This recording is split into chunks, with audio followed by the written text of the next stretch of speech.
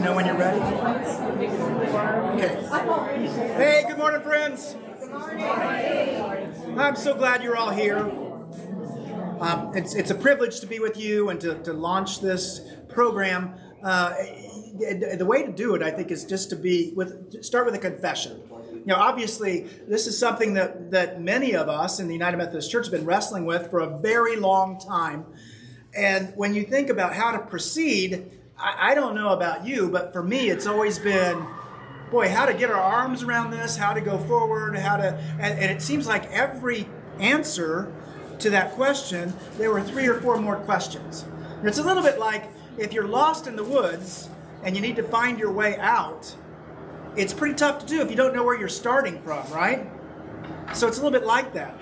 This whole process has been like that. So we got together with EJ and Kurt and John, and between the 4 of us, we came up with this process, and mostly it was John that came up with the process on how to maybe get our arms around this and to move forward. But I think what John would tell you is that it's also kind of a God thing. And I think he's going to speak more about that in just a moment. It truly is. And I think that's a good place for us to start. Can we all agree this is uncharted territory for us? And we're lost in the woods. And in order to get out of where we're lost from, we have to know where we're starting from. But here's the good news. We don't have to know, because God does. And God has the plan for us to move forward.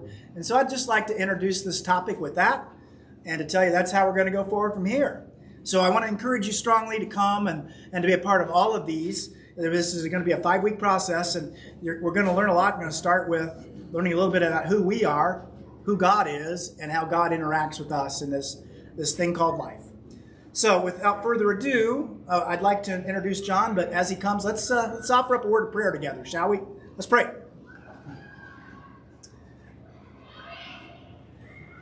Thank you, God, that you're in charge and we're not.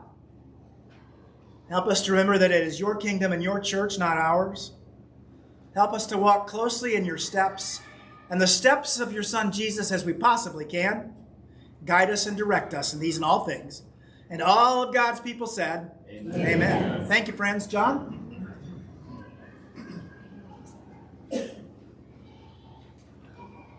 A lot of you have been in different Sunday school classes that I've led, and so you probably know a little bit about my style. My style is we're not going to do a lecture. I expect questions, and I expect you to give the answers, because I don't know the answers. I don't know everything there is to know about this subject, let alone the Bible.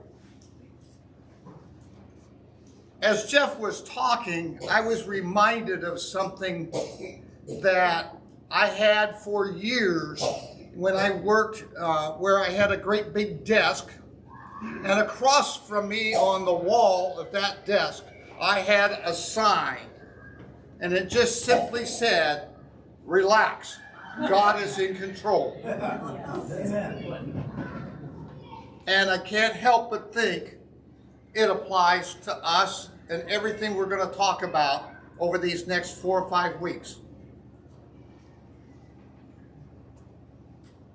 And you will forgive me, I am not Jeff. I got to look at notes. I don't know how you do that. It's beyond me. Seriously though, questions or whatever, don't hesitate. Ask. Raise a hand. The only stupid question is the one that wasn't asked. Amen. I will also observe that the smartest people in the room are in 2 rows right up front here. Amen. They always say, you know, church people, it was amazing. You people came in here and you filled up the back. So, since you sat in the back, that means you got to answer the questions.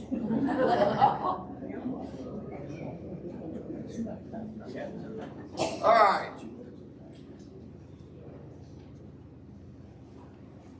I knew which button to push. We're off to a good start. This chart I don't expect you to be able to read. That's okay. What's on this chart is your leadership in this church.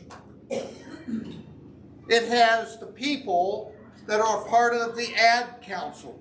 It has them listed in what jobs they have. It goes a little further. It even has Pastor Jeff on there. It has Russ Abel, our superintendent, probably a name you didn't even know. And we have, I don't know, I always just know him as Bishop Trimble, and I can understand why. What's that? What is his first name? Julius. Oh my, you guys are smart. I'm in trouble. And there's also one clear down here at the bottom, a job that a lot of people don't realize we even do sometimes. It's a lay delegate to annual conference.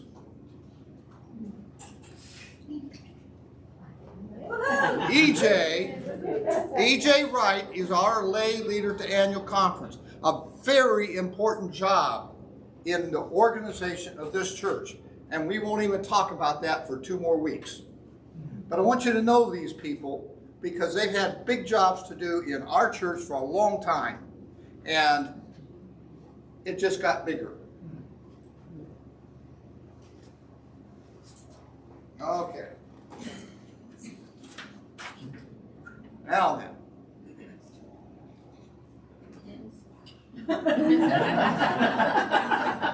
I usurp all control and all power over this whole organization. The world according to John. You know, I've heard that said before. The world according to John. I've been taught a couple things along the way, and my wonderful wife told me a long time ago to make sure that you say the words, in my opinion. And I will attempt to do that. I make no promises. The reason I put my name across the top of that is over the years I've held some leadership positions in this church, a number of them. For whatever reason, a few years ago, I no longer held any of those positions. Right now, I'm an assistant youth leader. Notice I didn't say was the youth leader. I also lead a class called the Apple Biters. Isn't that a great name? I love it.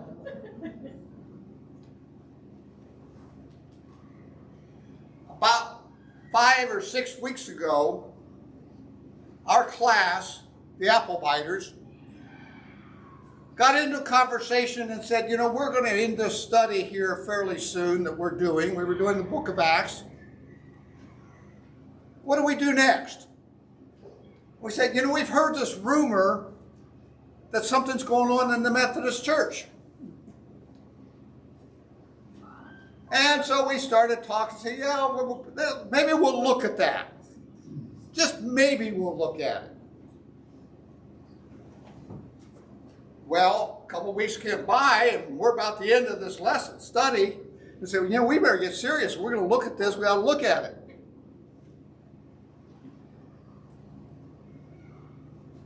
Inadvertently, I said something in the class. I don't remember who said what. But the idea of saying, well, maybe some other class would be interested in seeing what we're going to talk about. Okay, that sounds good. I happened to see Kurt Heidenreich, who is way at the top of this list, on a Sunday morning. And I mentioned to him what our class was going to do. He said, oh, I got a great idea for you. How about we expand this a little bit? I don't know if he said that or not. It's kind of what I heard. Next thing I know, this whole thing is growing. Look at this room. Yeah. It's amazing. Absolutely amazing. And I'm thinking, okay, God, what did you have to do to me? God and I have conversations. I'm spoiling some of your time, but this is important to me. God and I have conversations all the time. I'm a project kind of guy. I worked on the education wing of the church,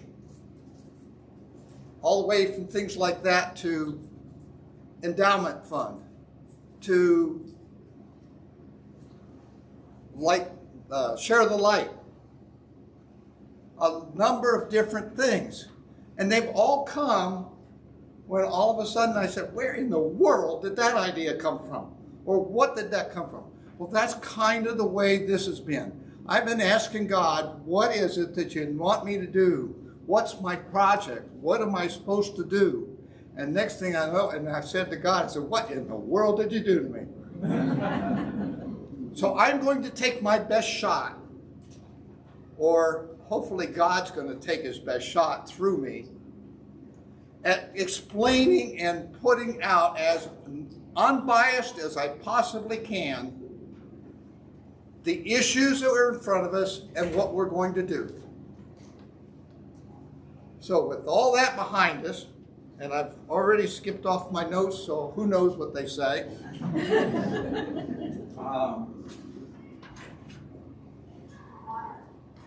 I will tell you that 40 years ago, almost to the day, Connie and I walked into this church as new members of the church. Connie comes from a Methodist background. I come from a Baptist background. They match up, oh, but they don't match up. They come close, really, really close, because I was American Baptist, very similar, but not quite the same. But you notice Connie won. But you know, when you do that, you have to look real hard, even at whether you intend to or not. What do you believe? What do you believe? And I will tell you, to this day, I am convinced the Methodists are wrong. They've got baptism all screwed up. But you notice I'm still here.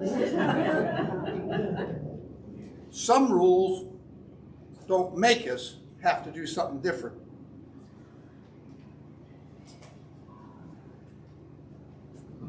We as individuals have beliefs, and we have our Bible. It's important how you look at that, because we belong to a church, and that church has visions, and they have the Bible. And that church belongs to a thing called the United Methodist Church, a big, big organization, something like over 32,000 churches in the world. I think I got that right. You fact checkers can check me out on that.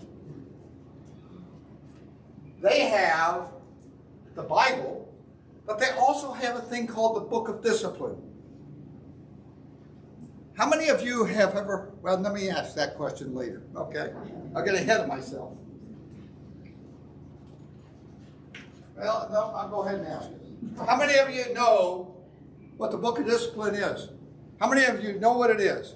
Have you seen it? Have you read it? Do you know what it says? I'm down to 2 hands. 3 hands, 4 hands. I first ran into the Book of Discipline when I was on the ad board chair.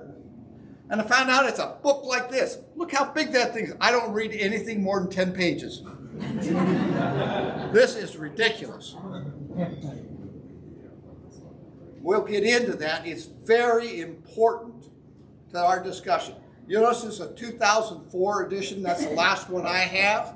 What's interesting, I think I've seen a 2016. But I didn't see a hardbound of it. Is it only on the internet now? You can get to it on the internet. They don't give you this fancy book anymore. Okay. At this point, we're going to stop a minute, and you are going to participate, whether you want to or not. I'm going to give you about 30 seconds, and that's all you get. I want you to take that little piece of paper that's in front of you, and you're going to put on there where you fit, where you cross over. You're going to see one line goes across, and that first, whoop, I need to go to the next slide, don't I? Sorry. The top line says how you use and affect and apply the Bible to your life. On the far right, you're going to follow everything as close as possible. On the far left, you're going to use it. Hey, it's a general guideline. I can get along with it, but that's okay. Then coming down the left side, you've got this book of discipline. I'm going to follow it as close as possible.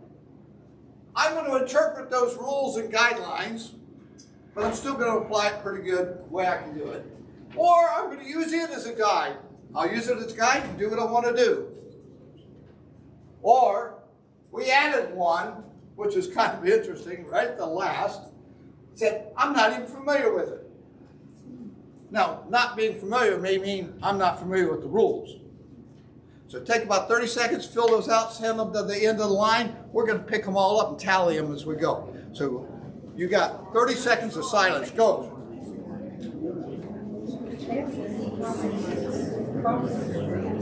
All right, time out. I'm hearing a lot of chatter. You can't convince about this. There's a very, very big reason. This is something that you as an individual react to. This is not a couple deal. This is not something that somebody else in the church does. This is you. And we are going to get down to that a lot as we go through this. It is very important. Hey, I'm talking.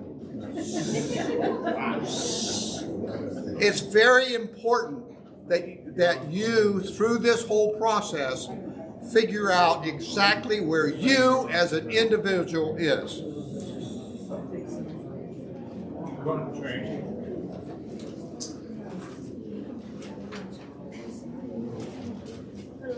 Got them done? Got them handed in?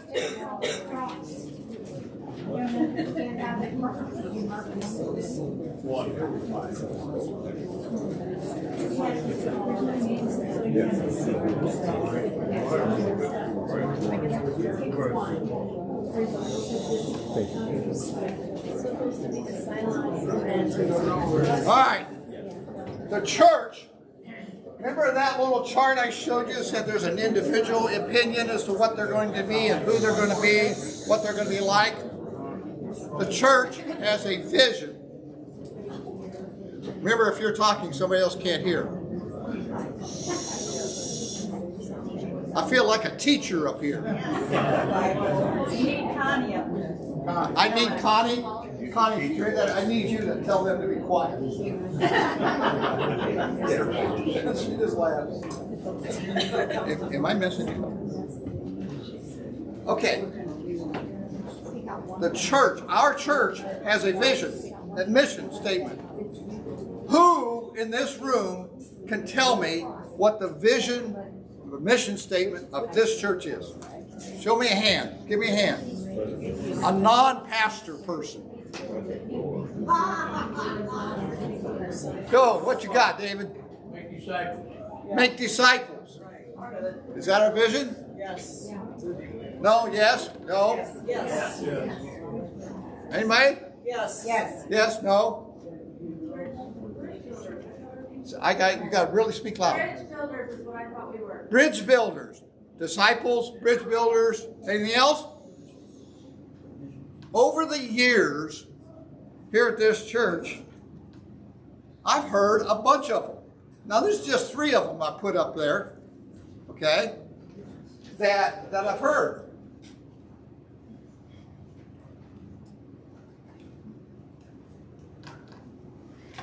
I don't know if you can read those back to the back or not. Oh, it's on the sidewall.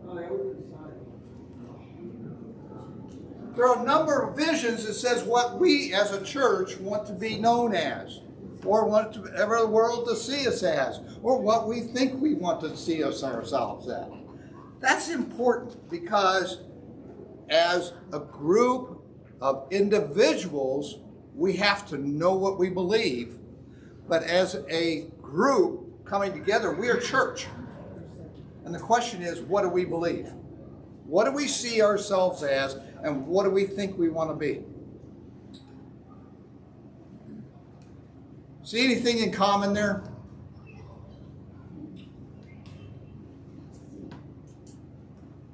Anybody see anything in common? They all relate to other people. Very well said, I think, in my opinion. I can't believe this. I actually agree with you. Doesn't happen often, does it? If you look at them, they all say, we are a family that wants to include other people. Those are my words. But that's the way this church acts. I divested on that a little bit, that when Connie and I first came to church here, we looked around and we were the only ones in church who wasn't related to somebody else. So they were truly a family at that point in time. Okay. You get caught up here. My notes. Okay. Why do we care about the book of discipline? Anybody? It's supposed to be the rules. I heard supposed to be the rules. You'll have to forgive me. My hearing, I cannot tell where sound comes from. No. So I heard that somebody said it's supposed to be the rules, and I don't know who said that. Right there, see it right in front of me. And what did you say? It's supposed to be the rules. Yep. Is it anything else? It's like our Constitution. It's our Constitution. It defines our faith, our core beliefs. It defines our core beliefs.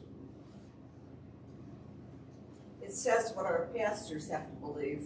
Says what our pastors have to believe. Well, that's an interesting statement, isn't it? Wow. Anything else? Yeah, duties and responsibilities of the councils and all those activities. Duties, responsibilities of the council, and all the activities that go on in our church. And the rules that we got to live by, right? And run ourselves by. Oh, I didn't check. Connie, are you ready for us? No. No? Counting you, there's 100 people in here, John. How many? Counting you, there's 100 people in here. 100 people in the room. All right, we're going to skip that because I'll come back to it. It really doesn't matter. What we're going to do is take a minute to look at what those little things said about us as a group in the room. So let's move on.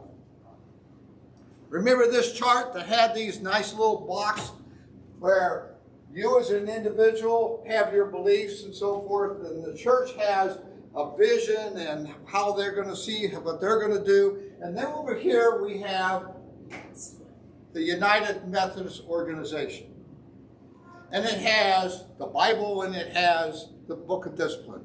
And you notice this little, I'm not great with the cutesy artsy stuff, but the idea is we got this strike going through. We got this break coming down through.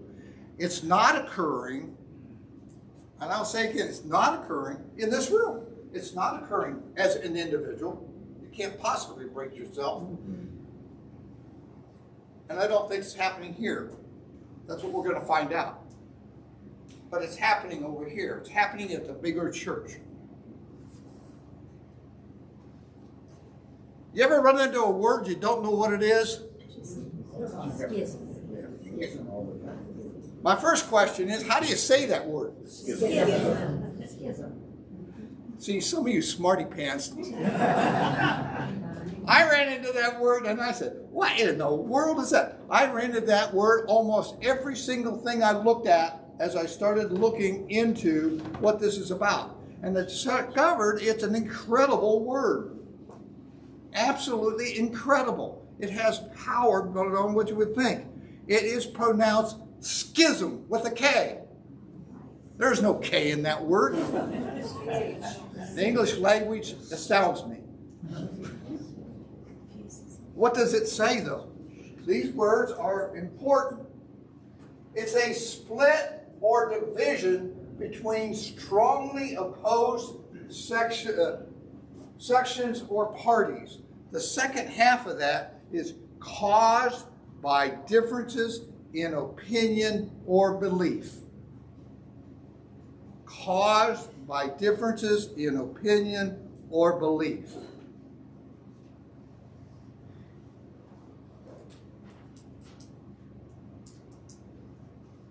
I think it does a good job of describing what's going on in the Methodist organization.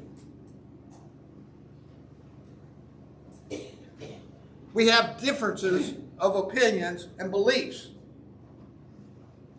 And it's focused right now on something that makes a lot of people pretty uncomfortable. It's focused on the role of the LGBTQ+, and we'll see in later slides next week that grows to be a longer list of alphabet. So don't call me out on that, because every time I look at it, the list gets longer. But the role of that in the United Methodist Church. Now, who are they? They're the lesbians, gays, bisexuals, transgenders, it's queers. You can put it on there, and I will guarantee you people are uncomfortable talking about it. That's okay. We're going to talk about it. Now, this issue that they're dealing with has been on the agenda for a lot of years at the United Methodist organization. This is not new. It didn't just occur last week, last month, 6 months, 12 months ago. From what I can tell, somewhere about 1972 is when it really surfaced as something, hey, we're going to talk about it, which means it probably was what there before that. Then, over a period of time, they came about in about 2016. There was an openly gay individual who was elected to a bishop. That's a pretty high level, and we'll go over organization level at another time. But that's a high level in the church.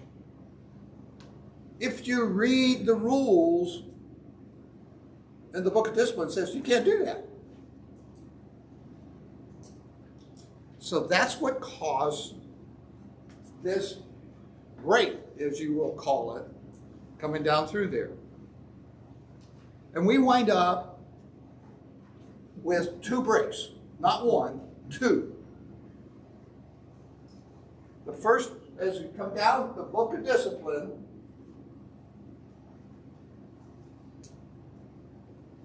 back up those years, there was a lot of talk. Thought back to 72, there was talk, and if you, depends on which side of this you want to put yourself. If you put yourself on the side, one side, you're going to say, we had some really constructive talks. We really, really talked about it. We really talked about it. We really, really did. We really meant everything we did. And over here, it's going to be, yeah, talk. Doesn't get us anything. You didn't do a thing. And those 2 sides really create a problem. Now, it sounds like I'm lecturing. I'm sorry, but I got to do a certain amount of that.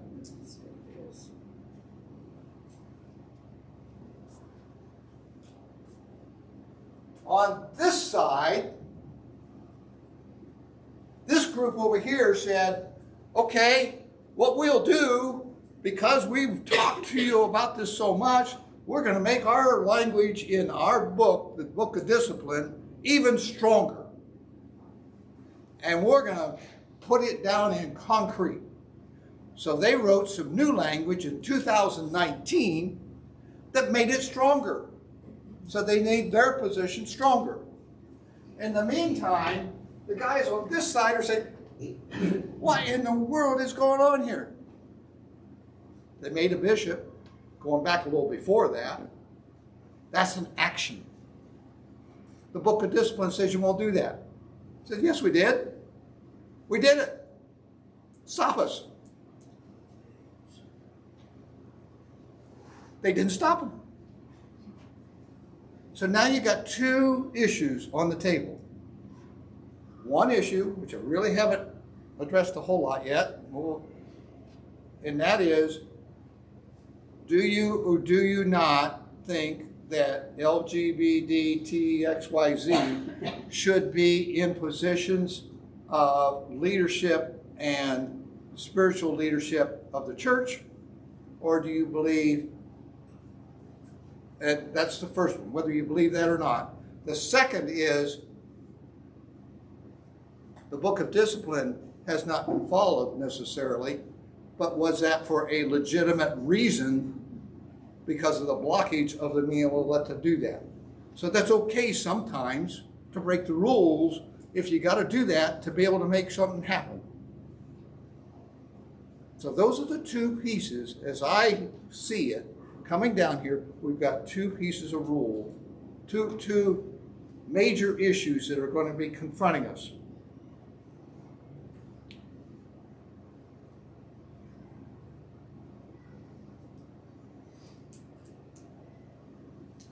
Those two issues are going to cause us to have to take sides.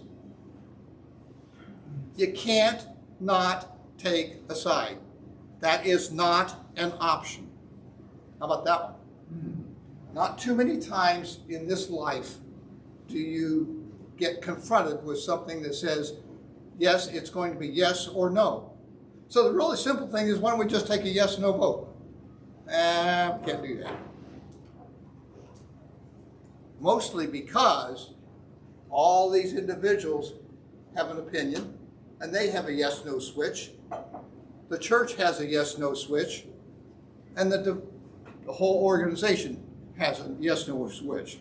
So what we're going to do is we're going to make sure we understand what those yes-no switches are, how each one of us feels about things. It's important that you understand yourself and that you understand what you want for your church.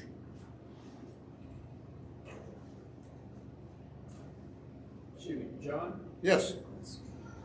Go back to your last slide, please. Now, Have I got them on the wrong yeah, sides? right one. These are also overtly political terms. And when the church gets involved in politics, it gets pregnant. And the offspring is never the Son of God. And I think you need to remember that. We all need to remember that when we start throwing these terms around. I think that he just raised a very good question. Did you hear it in the back? He didn't raise the question, he made a statement. And I think this is a good room to make statements in. Because we need to share with each other exactly where we feel and how we feel about these things. So, and did you hear it? Because it's a very important point that is made, and that is, where do you allow the social pressures of the world to influence your Christian belief? And I'm not going to answer that.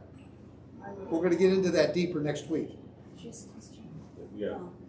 Okay, I think that it's not this, when you said that they approved or they let a bishop become a bishop who was homosexual, okay? If you go, I think the question is about the inerrancy of the Bible. We don't talk about it very much. I mean, Pastor Jeff has talked about it, but I don't think most people get it.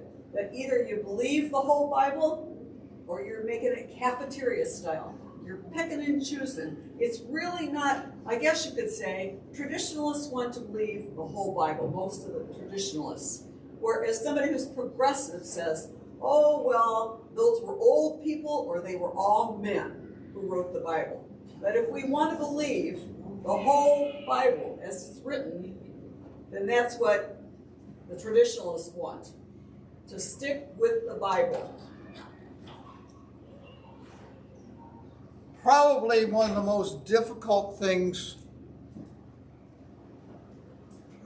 that we need to do.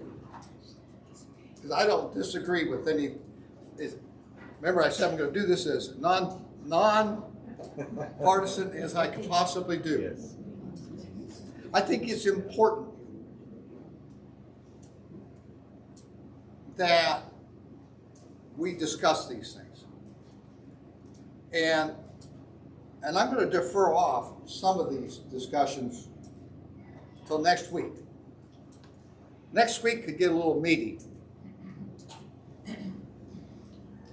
Because next week we're going to dig deeper into this same kind of thing. So come prepared. Let's take time out here and see what this thing says about us. Well, the teacher's going to take over for a minute. Thank goodness. You were to pick, there was some confusion, so a couple of them I didn't record. You were to pick out of these three of the Bible which one fits you. You were to pick one of these for the disciple, which fits you, and then where those two cross, that's the one place you were supposed to circle. And a lot of you did that, a few of you did not. I had some blanks. I had some that maybe circled all of these, so I put them up here at the top.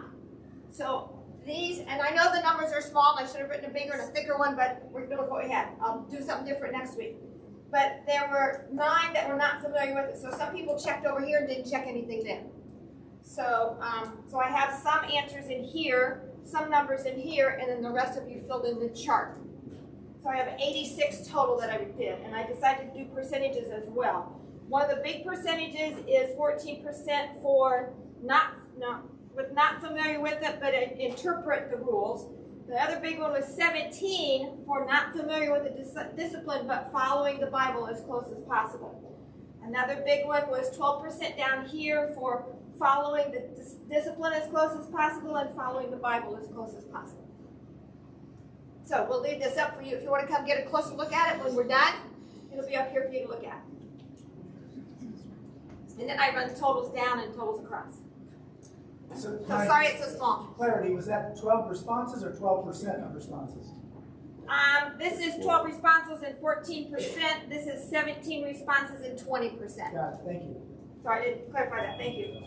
So the way I'm reading this, Connie, if I'm right, these 3 numbers across the bottom here say that 10 people here will use the Bible as a general guide.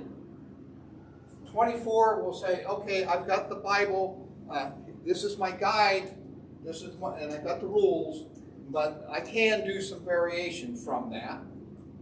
And there are 40 people who says, no, I am going to follow absolutely everything in there as close as I possibly can.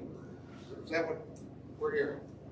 This is not a scientific deal. Don't misunderstand it. This is intended to give us a feel. Where are we? Who are we as a group? And do it privately, because this is one of those issues. If you do it publicly, then all of a sudden you get political people pushing pressure, and it needs to be private. As far as the book of discipline goes, I'm not surprised by this in that 44, we're getting up to a big chunk. Basically says, first of all, I don't really know what's in it, or if I do, it's a general guide.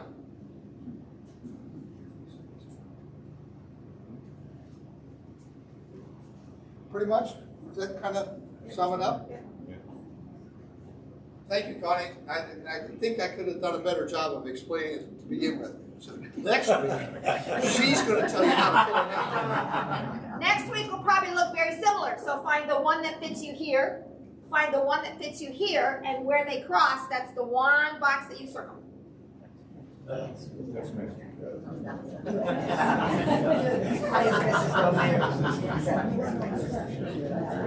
Connie told you that there is on that next week, there is, the surprise is out of the box. There's another one of these little. When you get here, you're going to have to do another one of these, and we'll hand them out so you can kind of look at it ahead of time and think about it. Different question. But it's a different set of questions. Again, the whole idea of even doing that is, who are we? What do we think? We're talking about us as individuals, but we as a church, as a family, are going to have to decide on something down the road. So we need to understand who we are. What's our basis for doing this? I don't know if I was done with that last one or not, but I am. You're done. Decision that we're going to have to make is very simple. It's just really, really simple. I'm going to stay with the United Methodist Church as an organization, or I'm going to do this thing they call disaffiliate and go with somebody else, or do something different. We must make a decision. Not making a decision is actually saying, I will stay with the United Methodist Church. That's making a decision. That word disaffiliation is another one of those words I spent some time with, because I don't like big words.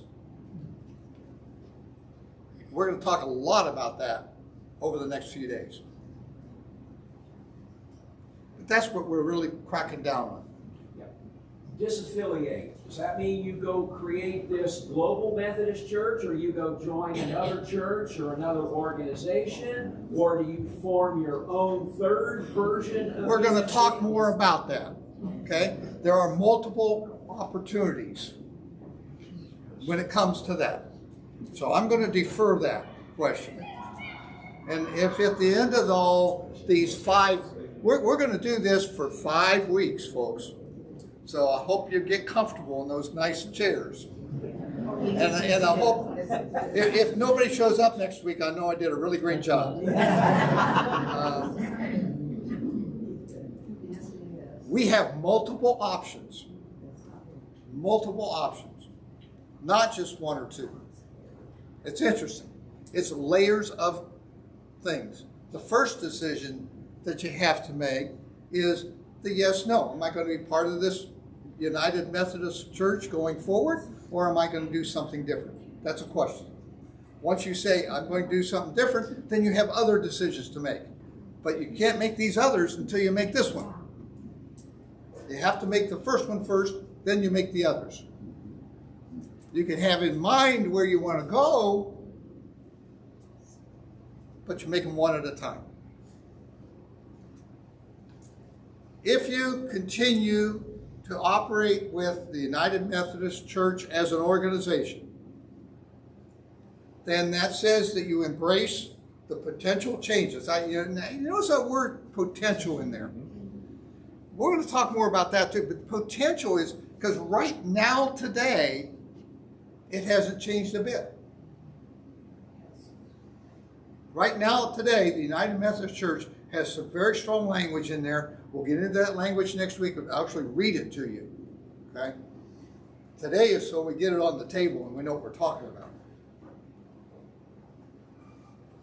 So that says you're going to embrace the language, potential changes coming down the pike.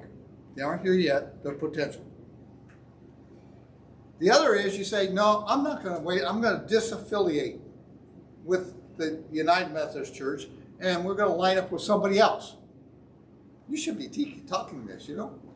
I didn't see your slides. Oh. And if we do that, we say, okay, we can join the United Methodist, a new organization called the Global Methodist Church. they have traditional rules regarding the LGBT, much like we have today. We could become independent. We don't have to belong to any of them. We can set up our own rules. Now, can you excuse me, I'm going to diverse for just a second. If I gave you 2 hours, do you think this group could come up with one rule they agreed to? No. Or we could even join another organization. We could actually finally win this argument and become American Baptists. See?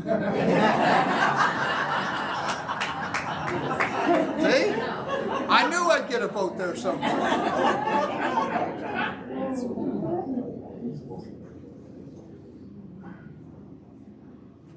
And you know, something I probably should have said, I will also say too, that we've got to, well, let me finish this. So the big question on this chart right here is, why now? Why all of a sudden are we saying we got to talk about this? Well, you heard me earlier say that it was a nudge. No, I think I got hit over the head. Said, we're going to go do this. But even then, when we started into it, I was totally unaware of the time frame that all this was occurring. At that point in time, I thought, oh, okay, we'll take this fall and we'll kind of look through it and see what happens. As I started digging into it, it became obvious that we needed to do something because we need to keep all of our options open. We can't shut the door on one piece of it. And if we stay with the United Methodist Church organization, that's a piece of cake. We don't have to do anything. We can go home. We're all set. We're done. If we disaffiliate, action is required on some very specific time frames. Now, I got a bunch of dates up here on this chart. And there's introducing some things I haven't even talked about today. There's not enough time in one session to talk about all this stuff. But I will tell you that a very important thing was passed in last year. And it's called paragraph 2553 as part of the Book of Discipline.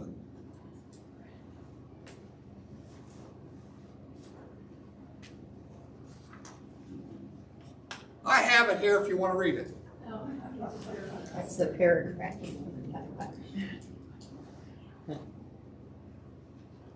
But the first part of it is telling. Because of the current deep conflict within the United Methodist Church around issues of human sexuality, a local church shall have a limited right under the provisions of this paragraph to disaffiliate from the denomination for reasons of conscience regarding a change in the requirements and provisions of the Book of Discipline related to the practice of homosexuality or the ordination or marriage of self-avowed practicing homosexuals as resolved in and adopted by the 2019 General Conference. That's what it's about. But what that says in there is that it's giving a window of opportunity for somebody that says, wait, I can't live with where this is going. Let me get out of here. Along with that, just one thing that I think we need to address, John.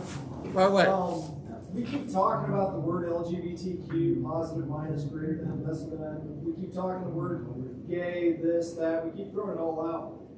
The thing we're not hitting on is, why does faith declare that as a taboo? And I think that's something that, I mean, we got young people here in the audience, we have older people in the audience, and I think a lot of it is, it comes down to Simon Says. My mom always told me it was bad, my dad always told me it was bad, it was bad, it was bad. I think we need to actually like dive into why is it not an accepted practice, or why is it an accepted practice?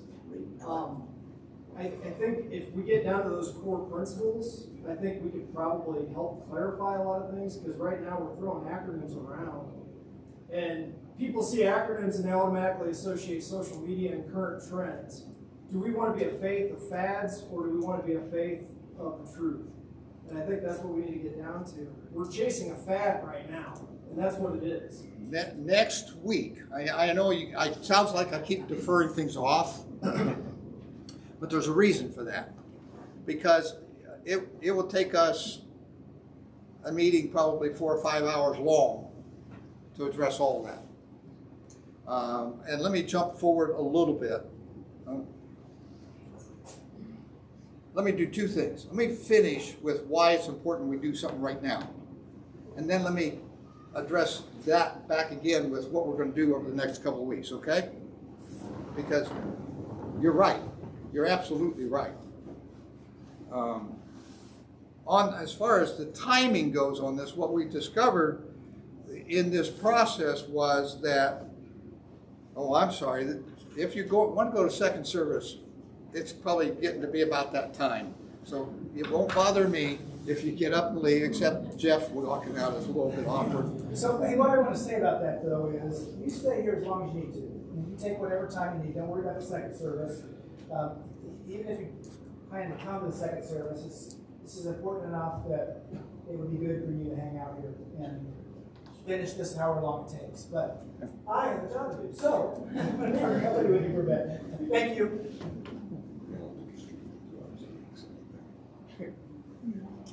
Anyhow, there was a special annual conference that was called, and they set some guidelines or time frames that this disaffiliation needed to occur in. Well, when I first sat down and started reading that, I discovered there was an October 1, 2022 time frame. And I said, oh my, you can't have a discussion in that. So I backed up the dates and said, oh, and by the way, we got Labor Day in there, and we've got this in there, it's already scheduled, and what are we going to do about that? So I got to looking at the dates, and so we took our Sunday school class and lopped it off by a week, and Connie and I went on an anniversary trip. That was more important than this. And this is the first week that we could get together, because we said that it needs to have what Gene's talking about. It needs to have a conversation. It needs to have us understanding at an individual level, young kids, old kids, every age, where we are and what we believe in. And so we laid out, backed up from that October 1 date, and that's why now. Now, I will also tell you that if we don't make the October 1 date, there's a June date. Okay? But depending on who you happen to read or what you happen to see, a whole lot can change between October 1 and June. And then if you don't get the June date, there may be a December 31 date. But again, it may be, it might be. So to keep all the options open, we need to get this addressed and done now. And that maybe that comes down to that we kick the can down the road to June, but that'll be a decision we all make together.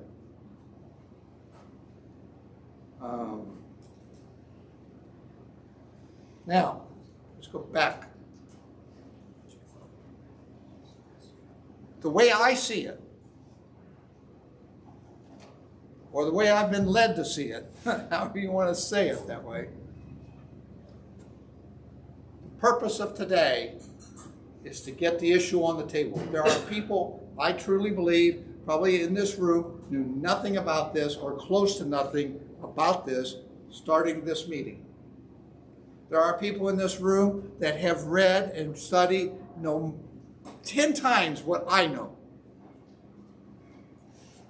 One thing I've learned in all my Sunday school classes, when I lead a Sunday school class, I have always got people in that room that haven't thought a thing about what we're talking about.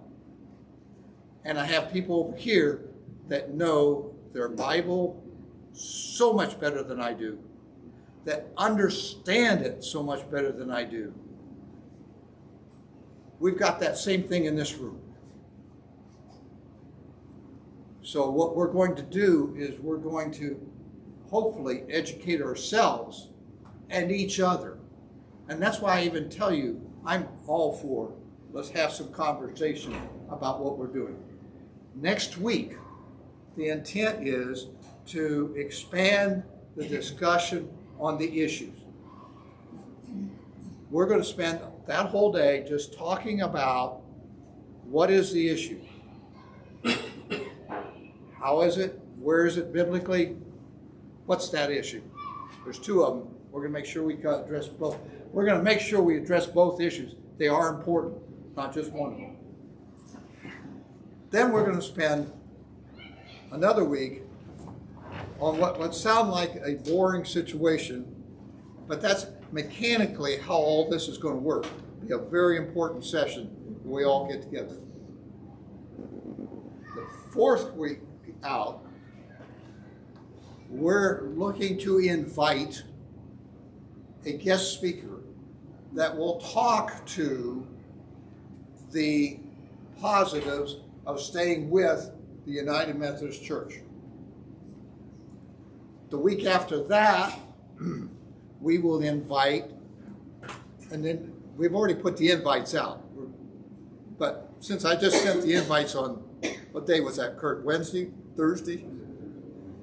We just sent those out. We don't have them filled yet. But we got a couple weeks. Yeah, that's a lot of time.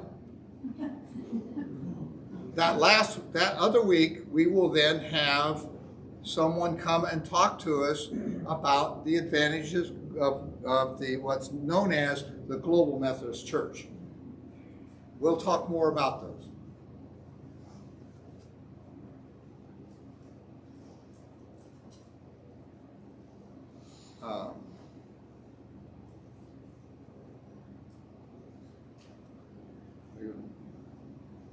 One last thing we'll have to do is, you'll hear the term maybe even straw vote. We'll take all these little surveys, but we'll ask you, where do we stand? What do we think we want to do? Depending on that, will depend on what we do next.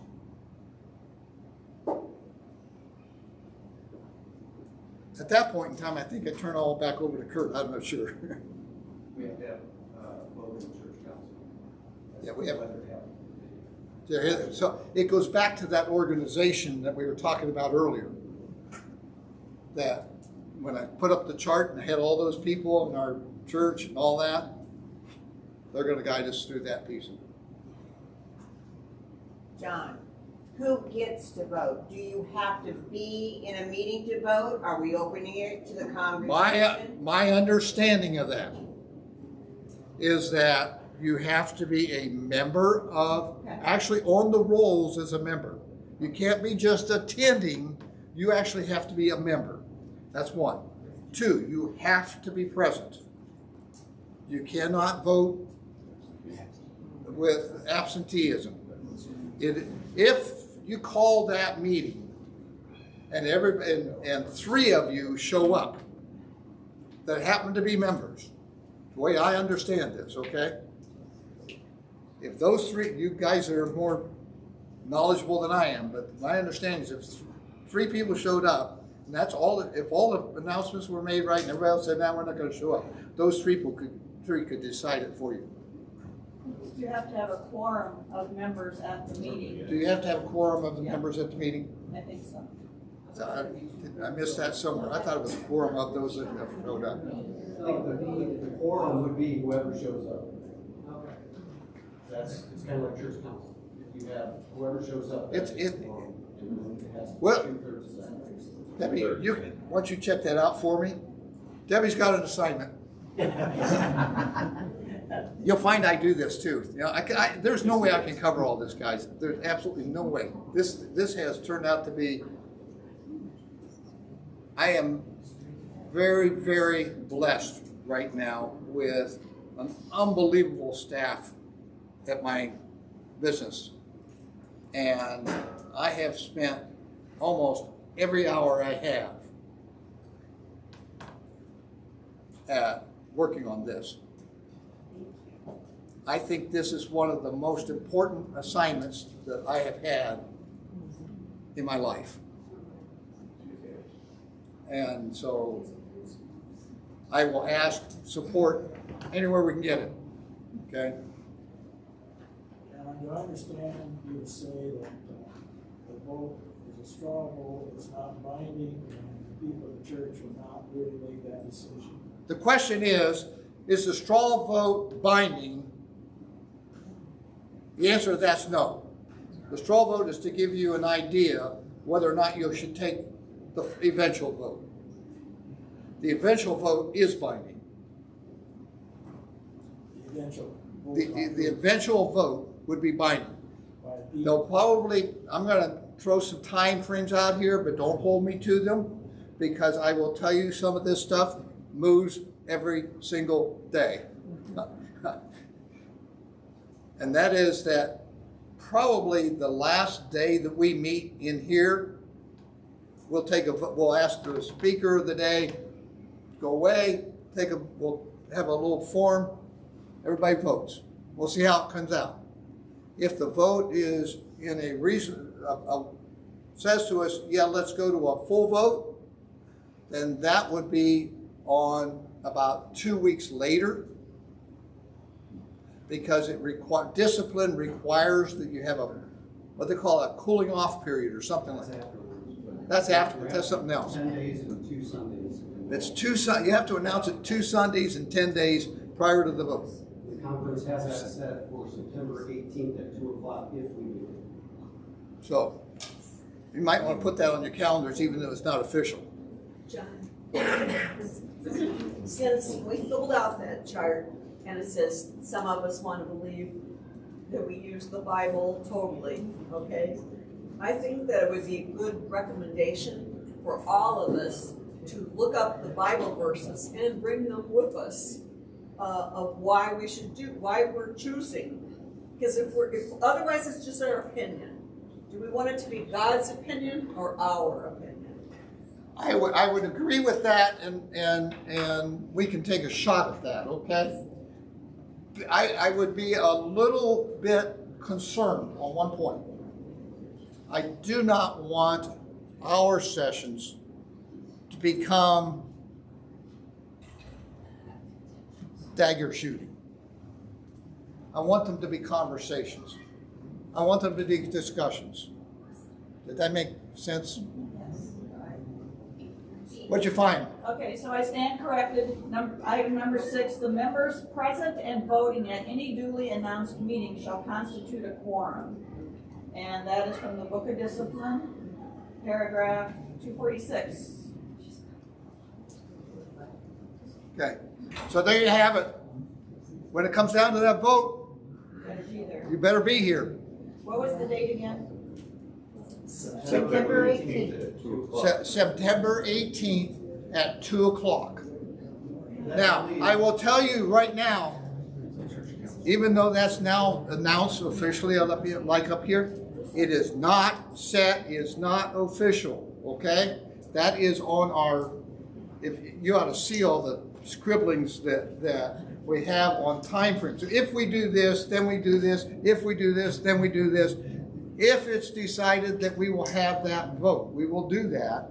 At that point in time, we will make sure it is announced at least 2 Sundays before and at least 10 days before that date, whatever that date that happens to be. I think there's gonna be a special church council because the August one is before this vote, the straw vote, so it's gonna be Tuesday after the last session. We will have a special one then, and then it'll be announced. How do you like the way this conversation goes? I am telling you, it has absolutely been amazing for me, because the first thing I discovered was that October 1 date, and I thought, oh my goodness, there's no way. But you sit down and you figure it out, you can get it done. All of this stuff can be done. There is absolutely no reason, in my opinion, for anybody to panic about it. There is no reason for anybody to be overly charged about it. It is a very conscious decision that's got to be made. There is time to do it. We have it laid out in a time frame to be able to do it. So it is all there. We can do what we as a church can do what we want to do. Now, when it gets down and there is a vote made, it is very possible that some people will say, you know, that is not the direction that I want my life to go as a church. And I think that the whole process that the United Methodist Organization has tried to put together is one that says, if we expect to split, but let's not destroy each other in the split. You go your way, I'll go mine. We have a choice to make. We have to decide what it is. But don't shoot the people that leave. That's, in my opinion, Connie. Other. John, are we going to hear what the financial ramifications will be? The question is, are we going to review financial implications? Yeah, absolutely yes. And that we will get deep into that on day 3. Today's being day 1. Issues on day 2. Organization and process on day 3. And then 4 and 5 more back on the issues. So if you really look at it, we're spending 3 days on the issue. Okay, I think we're just about done. I think it would be very valuable. One last thing. You need to pray. You need to talk about it. You need to do your own studying. You need to listen to each other. We need to research. And then you need to pray some more. I've done a lot of talking up here. I hope that doesn't bother you too much, because I see it a lot going that way. I'd like somebody else to close in prayer. I have somebody there that would do that for us.